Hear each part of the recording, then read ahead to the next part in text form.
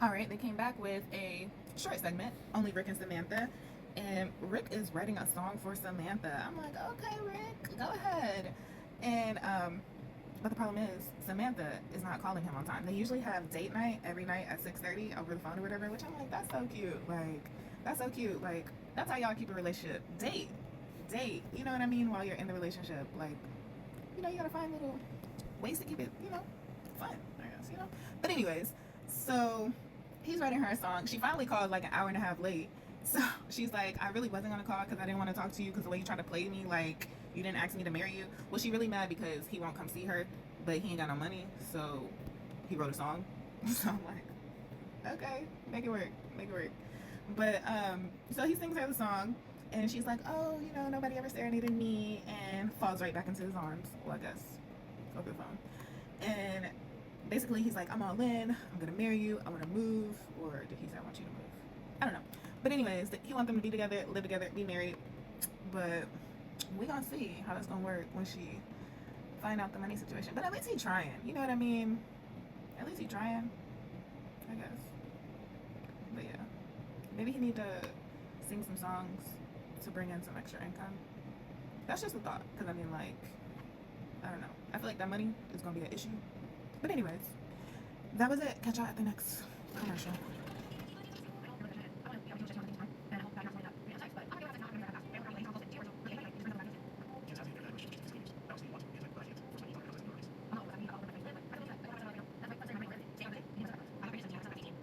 Alright y'all, we back at the commercial, and I'm kind of feeling some type of way.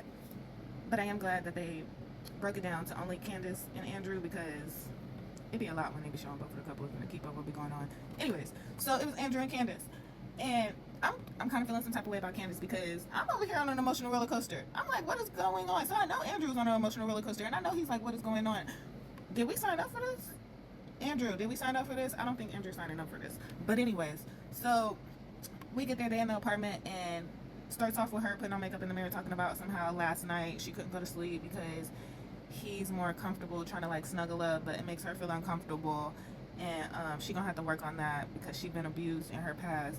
And I'm like, I'm hoping that like she's not using this as an excuse to like play him. I'm really hoping, because this is kind of what is given. And I'm like, I don't want to victim shame, but I also like hate when people use the stuff that they've been through to fuck over other people, you know. So I don't know how to feel. But anyways, so she in the mirror putting on makeup, and then she's telling him how the most important thing to her is to get back in contact with her son, get back a relationship with her son, because she feels like she missed out on so many years. And when her mom died and somebody else died, I can't remember, that's when she started using or whatever to numb, you know, the feelings, which, I mean, I understand that part. But, and then she's like, she went back to jail because she wasn't able to reestablish the relationship with her son, because when she was using, she wouldn't be able to be a mom. Like she wasn't able to be around him, and her ex-husband has custody of him. So yeah, but she never signed over anything saying that she gives over her rights, so she feels like she just has to fight in court, right? Which I'm like, I mean, I do feel like she needs to get her son back. Well, she's been telling us this the whole time, but she's just now telling him this. That's where I'm like, what the fuck? So he's like, well, do you have the space to be in a committed relationship with me? And she's like, yeah, I don't want to go through it alone. But then 5 minutes later tell us that being in a committed relationship is emotionally too hard or something like that. So I'm like, and how this is just a day of cutoffs. I don't know, whatever. But how you gonna tell us that it's emotionally hard to be in a relationship and how you don't know you want to be with the man, but then you telling him another fucking thing? You know what I mean? Then he feeling all bad, like, you know, she's missing out on her son's life, and I wish that I can, you know, be there for her. I wish that I can, you know, all this. But she's telling us that how she can't wait for him to leave so she don't have to worry about his emotions and do whatever she want to do. So I'm like, and how she'll live in a box, whatever, she don't care, she just want to be with her son. So I'm like, if you read it in between the lines, it just seems like game. So that's why I'm like, I really hope. And then she's like, I just need to work on, yeah, you seriously need to work on, it's like admitting that you need to work on these things, and then also still taking people through emotional trauma because you're emotionally trauma is not cool. It's not cool. And that's why people need to go to therapy before they get into relationships, because your brokenness, nobody can fix you but you. Period. And two broken people in a relationship does not make it whole. It needs to be two whole people, happy people coming together that have their own lives, that you still come together. Like, you cannot be so dependent on somebody to make you feel better, because it ain't gonna happen. But anyways, she kind of got me over here heated for Andrew, because I like Andrew. He really has a good heart. And I'm like, people out here like me, like us, like Andrew with good hearts, like, why people gotta be like that? But yeah, anyways, I'll catch y'all at the next commercial. We're gonna log back in and see what's going on.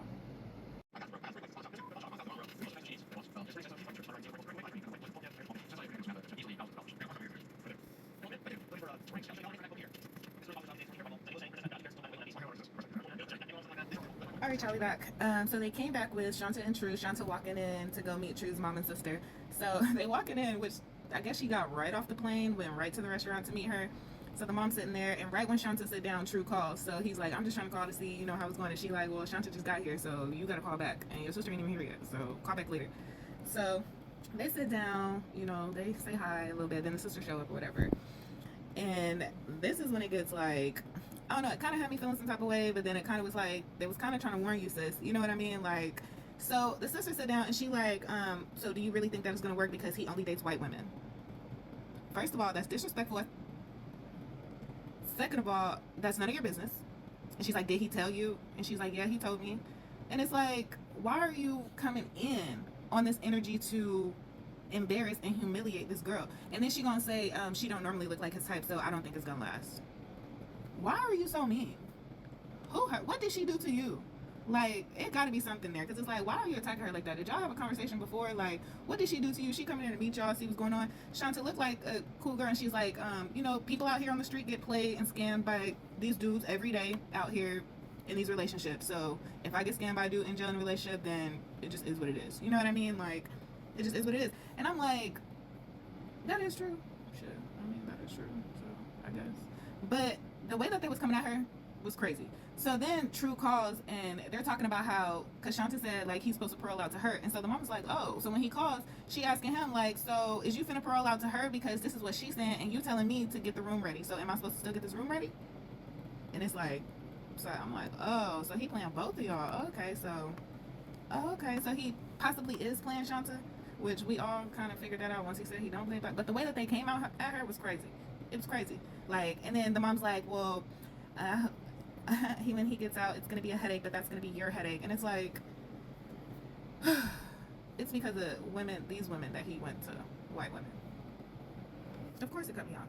And so then Shonta also made her her cousin sit at the bar because she didn't want it to be like a big thing. So it's the mom and the sister against Shonta, and her cousin is at the bar, which I'm like, call your cousin over, tag team, call your cousin over, because they tripping. Like, they're tripping big time. I would have had my cousin sitting right there with me the whole time. If it's gonna be a problem, it's gonna be a problem. Like, I'm sorry, no, you brought back up for a reason, and you obviously knew you was gonna need it. So looking like you need to call back up. Okay,